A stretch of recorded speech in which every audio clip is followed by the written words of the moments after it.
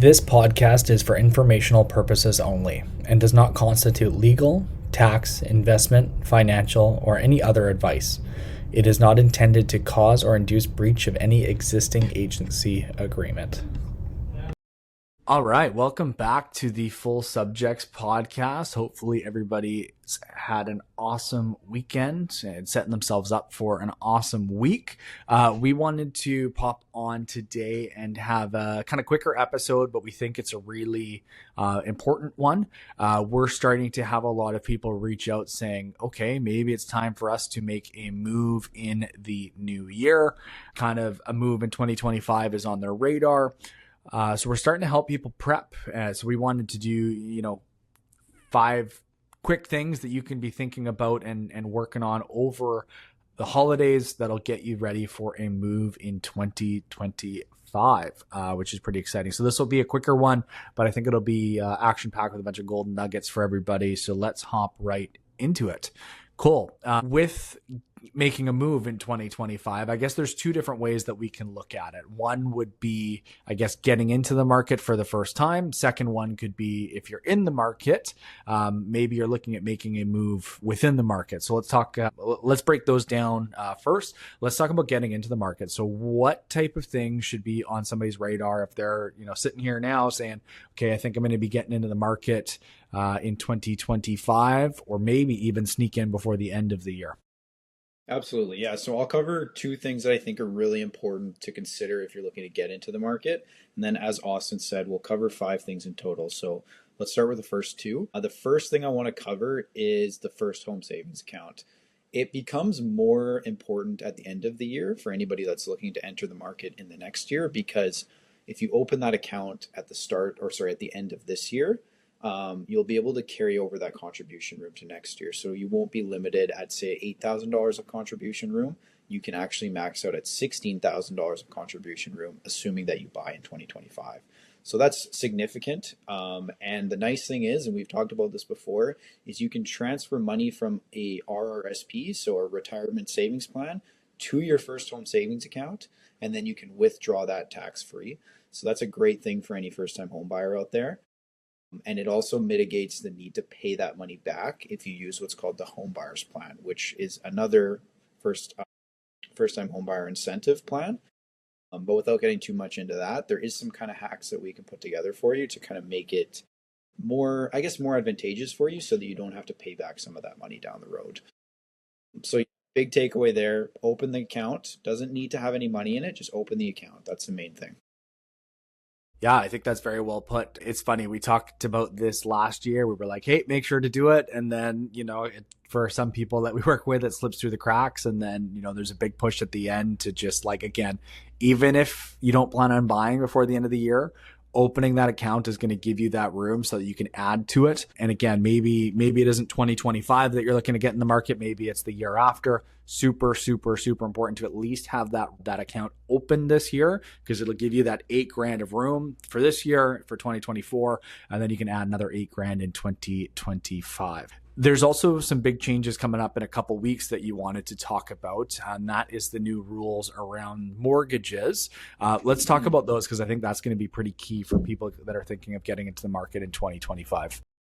Absolutely. Let me just throw in one more important thing here about first home savings account. There's no requirement for how long the money's in there. So you can put the money in there and you can withdraw it the next day for the purchase of a home, and that's absolutely fine. Home buyer's plan, on the other hand, where you have to put money into your RRSP, there is a 90-day waiting period before you're allowed to use that money as part of that plan. Keep that in mind, because it could ultimately burn you if you're trying to use the home buyer's plan. So just keep that in mind. But let's talk about what Austin's talking about. So December 15th is quite a significant day, quite frankly. We're going to see 2 really big changes.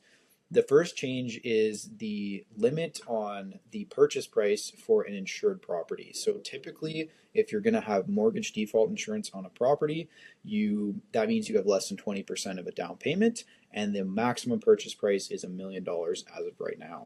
But on December 15th, that's going to be pushed up to $1.5 million, which is a significant increase, and will mean that you can realistically buy a home for $1.5 million with only $125,000 down.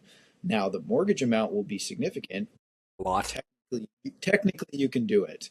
So a lot of people, obviously this won't make sense for them. They won't be able to qualify for a almost $1.4 million mortgage, but it will help some people that depending on the type of work they do. So if they're self-employed, there is some advantages and there's some different programs that they can utilize in order to be able to purchase the home they're looking for. So this isn't necessarily tailored at the first-time home buyer that just has a bare minimum down payment, but it does open some doors in some other areas that will especially help some self-employed individuals. What we've seen that kind of change will be helping most is, for people that are getting into, let's say, a larger detached property or maybe that, premium large townhouse, a lot of times getting the 20% down is kind of the limiting factor of their budget. So what we think is going to happen is that's really going to affect those people that'll, maybe that 999,000 would have been that hard cap. Now we think that it'll probably help them get into, maybe that 1,050,000 range. So like that just above $1 million. We think that's probably who it's going to help the most. Again, that is going to be a larger mortgage, but that limiting factor typically for people that are shopping over $1 million is that home equity or that 20% down kind of portion. So do you have anything to add on that? No, I want to talk about the other part of this. So I mentioned there's two main things. So the other massive change is the extension from 25-year amortizations to 30-year amortizations.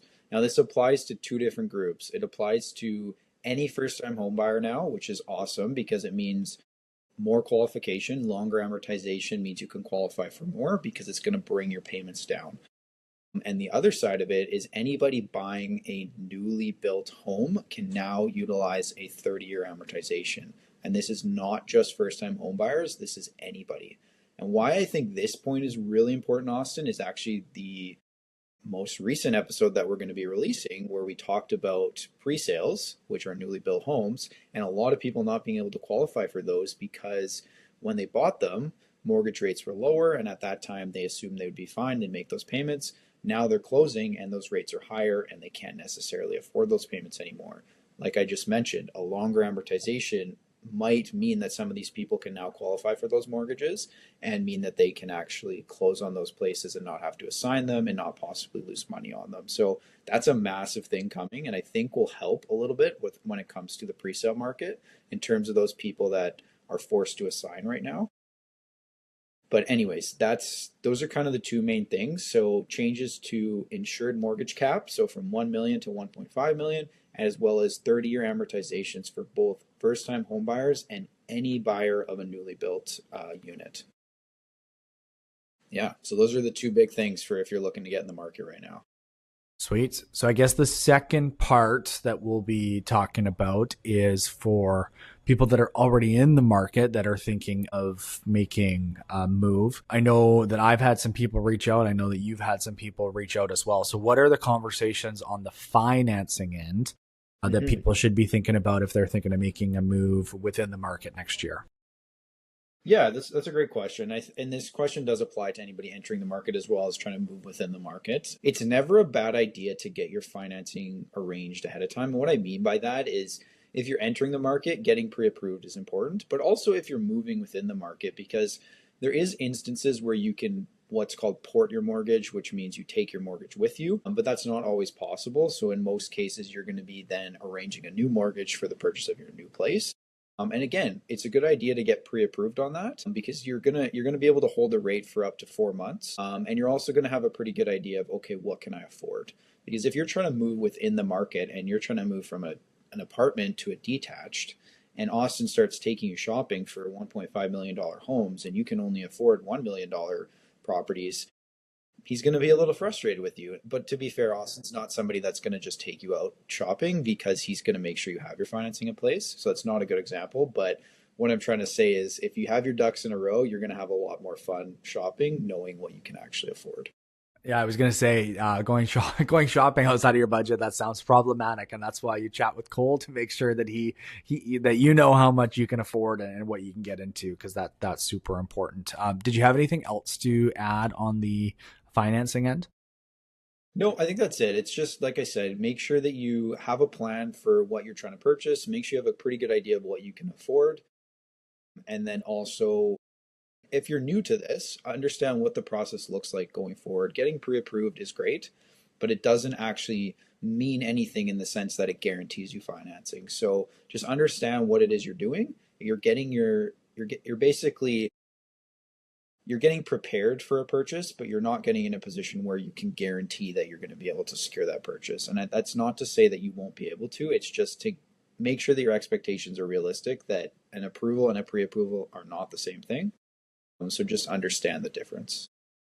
Yeah, I think that's really well said. And again, if you're one of those people that are thinking about getting into the market, not sure how it works, circle back on episode 67. That's when Cole and myself did our first time home buyer seminar. That'll walk you through some of the different steps of all the things that happen. That's a great episode for you to kind of circle back on and listen to. Or of course, reach out at any time and we'd be happy to answer any questions that you have and start, pointing you in the right direction and kind of being able to get you on track. From the listing end, I think that reaching out now is a great opportunity for a couple of different reasons. You can kind of start your listing prep and make sure that your home shows as a 10 out of 10. So, there's definitely some people out there that as soon as you're ready to list, they plant a sign in the ground, quickly walk through with photos and then try and get you on the market very quickly. And, for sure, for some homes that works really well.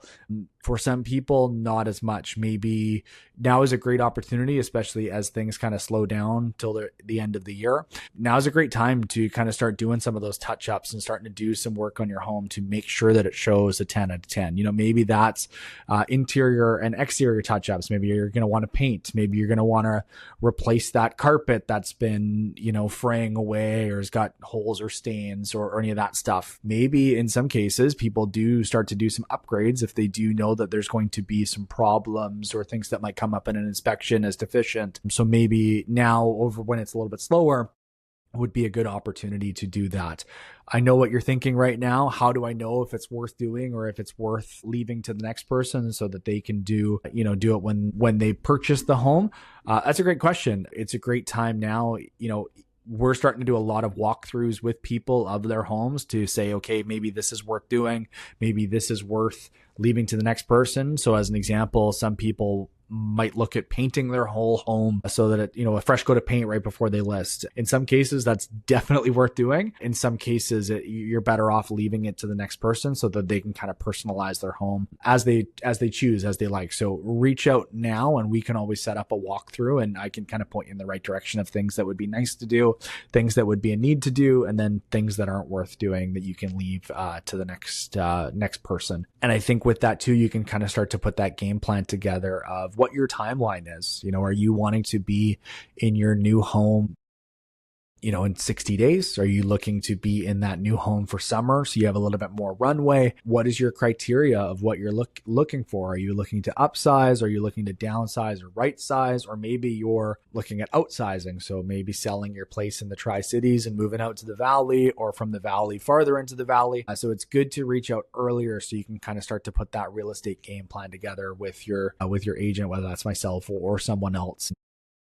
More time, the more prepared you are, the more kind of seamless that move can be. So that's something to think about as well, especially as the weather starts to get not as nice either. One conversation that we're looking at doing with some people is potentially getting some of your photos and marketing done ahead of time. So it sounds, kind of funny to say it like this, if I'm not listing in February or until February, why should I do my photos now? There's this thing called snow. And especially if you have a gorgeous backyard that you want to showcase, the last thing you want is a bunch of snow or it not showing as well as it could. So we're starting to even plan some of our video and our media shoots, even if it's just exterior shots, while the weather is a little bit nicer, just so again we can showcase your home as a 12 out of 10 and show buyers its best potential and what they can expect if they buy the home. So again, that's worth maybe having a conversation with your agent ahead of time if you're looking at making a move in 2025. Be ahead of the game, be organized, be prepared. Again, the more organized you are, the less stress it will be.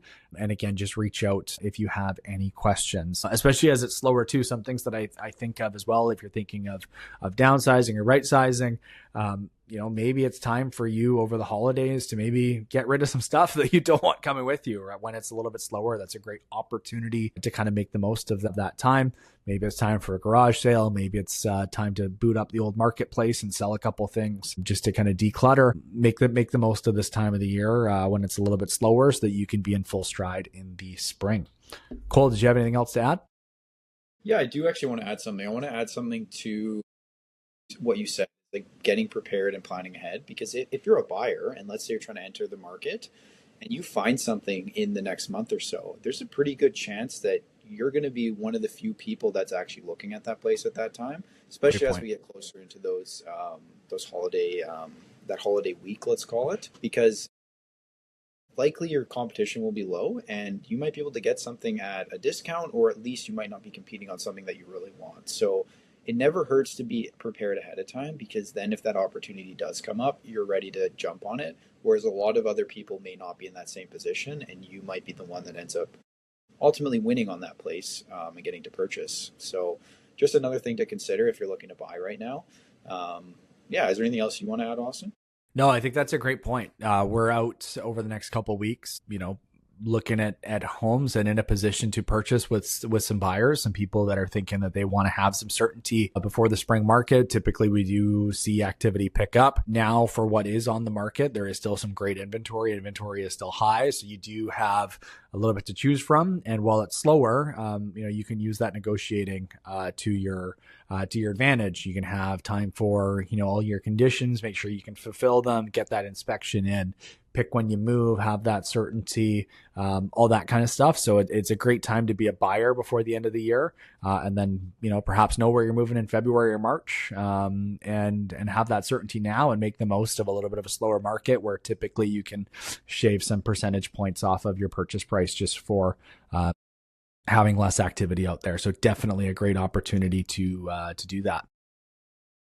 Yeah, no, I think that's really well said. I think if I were to summarize what we just talked about, it's take advantage of the programs that are out there, like the First Home Savings Account, and then ultimately, the earlier you can prepare, the better, because it'll give you more opportunity and better set you up to succeed in the new year, because there's a good chance that activity will pick up, and if you're already ready to jump on a new place, or if you already have your place listed and then activity picks up, there's a good chance that you're going to do well on both sides of things. That's my biggest thing, is just plan ahead and make sure that you're ready for when those opportunities come. Very well said. Well, thanks guys for joining us for another episode. We appreciate it, and we'll see you next week. Take care. Sweet, buddy. That was